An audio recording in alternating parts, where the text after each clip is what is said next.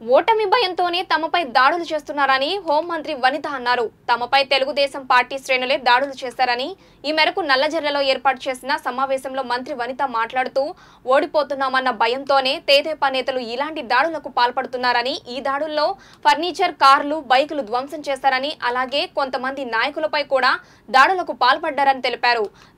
దొంగతనం చేస్తూ దొంగ దొంగ అని అరిచినట్లు వాళ్ళని దాడులు చేసి వెళ్లి లైవ్లు పెడుతున్నారని, ఇలాంటి రౌడీ రాజకీయం చేసే వ్యక్తులను గెలిపిస్తే ఏమవుతుందో నియోజకవర్గ ప్రజలు ఆలోచించాలని గోపాలపురం నియోజకవర్గ వైసీపీ అభ్యర్థి తానేటి వనిత అన్నారు.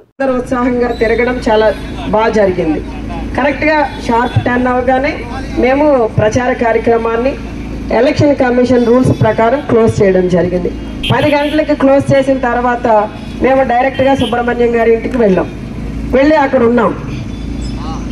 మమ్మల్ని, మన నాయకుల్ని, మన కార్యకర్తల్ని అందరినీ కూడా అక్కడికి డిన్నర్కి పిలిచారు. మేమంతా వెళ్ళి అక్కడ ఉన్నాం సుబ్రహ్మణ్యం గారి ఇంట్లో.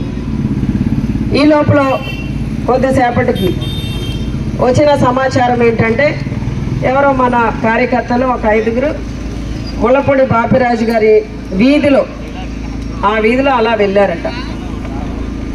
వెళ్తే 10 దాటింది, ఎన్నికల కోడ్ ఉంది, ఇప్పుడు 10 గంటలకి క్లోజ్ చేయాలి, 10 దాటిన తర్వాత మీరు ఇటు ఎందుకు వచ్చారు, మీకు పనేంటి, వైసీపీ జెండాలు కట్టుకుని మీరు ఇటు వస్తారా అని చెప్పేసి ఆ పిల్లల్ని 5గురిని పట్టుకుని, కుర్రోళ్ళు పట్టుకుని కొట్టారట. కొడితే ఆ విషయం తెలిసి నాయకులు కొంతమంది అక్కడికి వెళ్ళి ఎందుకు ఇలా మా వాళ్ళ మీద చేసుకున్నారు, ఇది కరెక్ట్ కాదని అడిగినందుకు మళ్ళీ వీళ్ళతో గొడవపడి, అంటే అక్కడే ఎవరైతే ముళ్ళపూడి బాపిరాజు గారు అంటున్నామో ఆయన వీధిలోనే, ఆయన ఇంటి ముందే 2 గొడవలు జరిగాయి.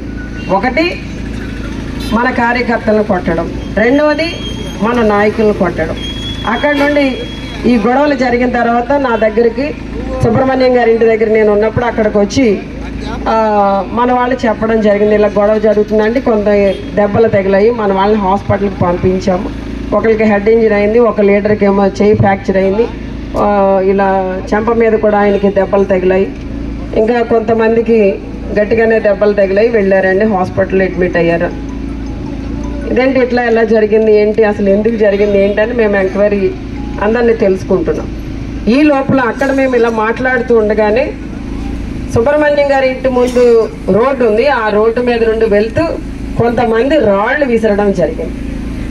అంటే ఎంతగా వీళ్ళు కడుపు మంటతో ఉన్నారు, ఎంతగా రెచ్చిపోతున్నారు, ఎంత రౌడీయిజం చేస్తున్నారు అన్నది మీకు అర్థమవుతుంది. అయితే వాళ్ళు రాళ్ళు విసిరినప్పుడు అక్కడ వంట చేసే వాళ్ళు, క్యాటరింగ్ వాళ్ళంతా కూడా భయపడి కొంచెం ముందుకు పరిగెట్టడం జరిగింది. సరే వాళ్ళందరికీ చెప్పాము, మీరెవరు తొందరపడొద్దు, సమన్వయం పాటించండి, వాళ్ళు ఏదో చేశారని చెప్పి మనం ఏమి దయచేసి ఎటువంటి డిసిషన్స్ తీసుకోవద్దని చెప్పడం జరిగింది. సరే, ఇది చెప్పిన ఒక 10 నిమిషాలు, పావు గంట లోపల ఒక 30 మంది 40 మంది అలా ఉంటారు. ముళ్ళపూడి బాపిరాజు గారు, టీడీపీ ఎమ్మెల్యే అభ్యర్థి వెంకటరాజు గారు, వీళ్ళందరూ కలిసి ఏదో జరిగిపోయి, ఇప్పుడు గొడవ ఎక్కడ జరిగింది, వాళ్ళ ఇంటి ముందే వాళ్ళ వీధిలో జరిగింది. ఆ గొడవకి నాకు సుబ్రహ్మణ్యం గారికి సంబంధమే లేదు. ఎవరో మన పిల్లలతో, కొంతమంది మన పిల్లలతో గొడవ పడడమో, లేకపోతే మన పిల్లల్ని వాళ్ళు కొట్టడమో, లేకపోతే మన నాయకులు వెళ్ళి అడిగినందుకు మన నాయకులతో గొడవ పడడమో జరిగింది. ఇది వాస్తవం. అక్కడ అసలు నేను ఉన్న ప్లేస్కి సుబ్రహ్మణ్యం గారి ఇంటికి రావాల్సిన అవసరం వీళ్ళకి ఏముంది, డైరెక్ట్గా వచ్చి దాడి చేయవలసిన అవసరం ఏముంది.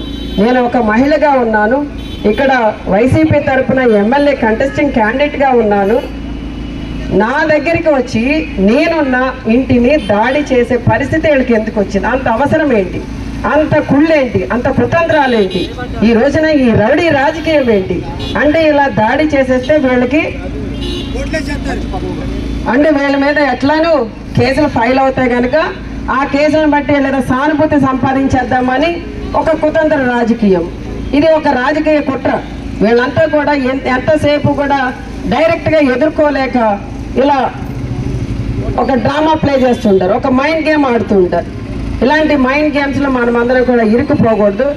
ఇంకా మన దగ్గర ఎన్ని రోజులు ఉందండి, ఎన్ని రోజులు ఉంది, 13వ తారీఖు ఎన్ని రోజులు ఉంది? 13 తీసేయండి. 4 రోజులు ఉంది. ఈ 4 రోజులు కూడా మీరు చాలా ఓపికగా ఉండండి, సమన్వయంతో ఉండండి.